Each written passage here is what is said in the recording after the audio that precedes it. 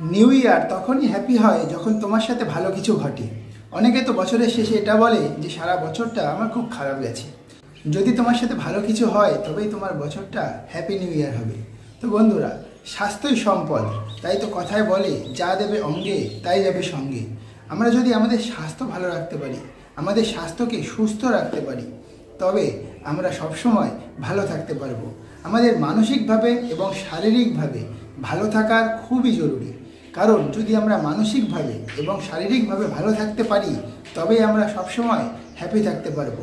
যদি কেউ মেন্টালি বা ফিজিক্যালি খারাপ থাকে, অসুস্থ থাকে, তাহলে কিন্তু তার কাছে যতই সুখ থাক সে কখনোই ভালো থাকতে পারবে না। তাই তো আজকে আমরা বলবো যে এমন কিছু অভ্যাস যেগুলোকে আমাদের জীবন থেকে ত্যাগ করতে হবে এবং এমন কিছু জিনিস থেকে আমাদের সবসময় সাবধান থাকতে হবে।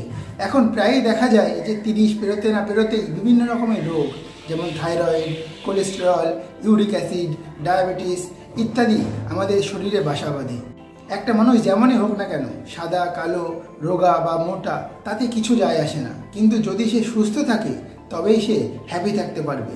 তো বন্ধুরা, আজকে আমরা জানবো এমন কিছু অভ্যাস, যে অভ্যাসগুলো আমাদেরকে তিলে তিলে শেষ করে দিচ্ছে, যে অভ্যাসগুলোর কারণে আমরা ধীরে ধীরে অসুস্থ হয়ে পড়ছি।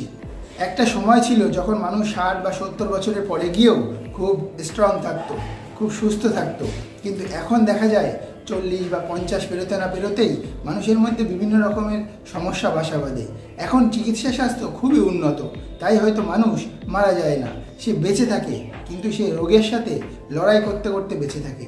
যদি তুমি সারা জীবন যা ইনকাম করছো, সেই অর্থ, সেই উপার্জন করা কষ্টের পয়সা যদি তোমার রোগ সারাতে সারাতে চলে যায়, তাহলে সেই ব্যাপারটা খুবই খারাপ হয়।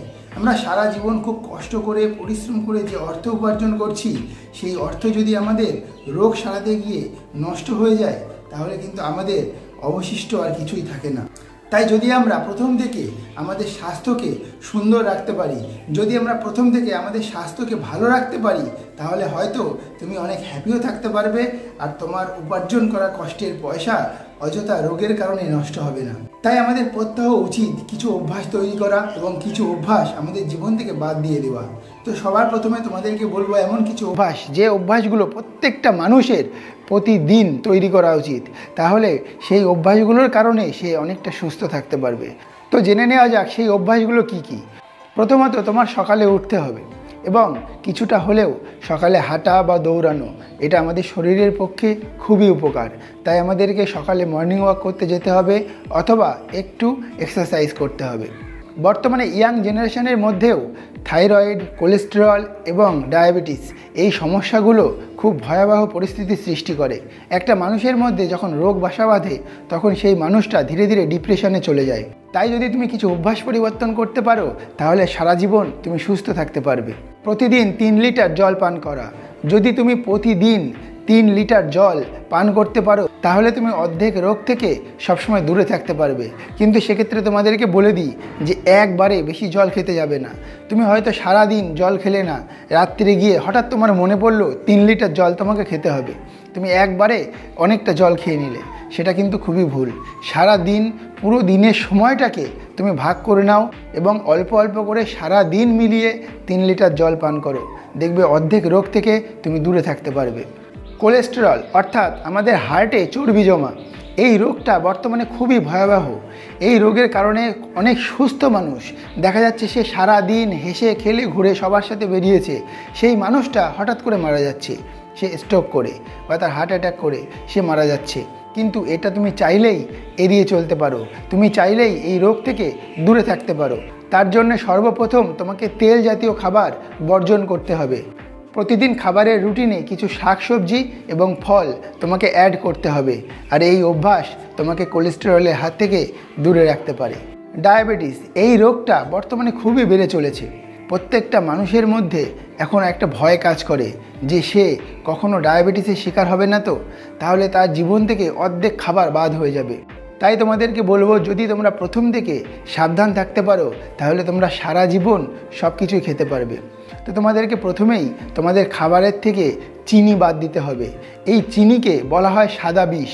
এই চিনি আমাদের শরীরে প্রতিনিয়ত আমাদের ক্ষতি করে চলেছে, কিন্তু তবুও আমরা এই চিনিকে বর্জন করতে পারছি না। একদল গবেষক গবেষণা করে বলেছেন চিনির মধ্যেও কোল্ড ড্রিঙ্কসের মধ্যে থাকা এক ধরনের কেমিক্যাল থাকে, যে কেমিক্যালটা আমাদেরকে আসক্ত করে এবং আমরা চিনিকে চাইলেও বর্জন করতে পারি না।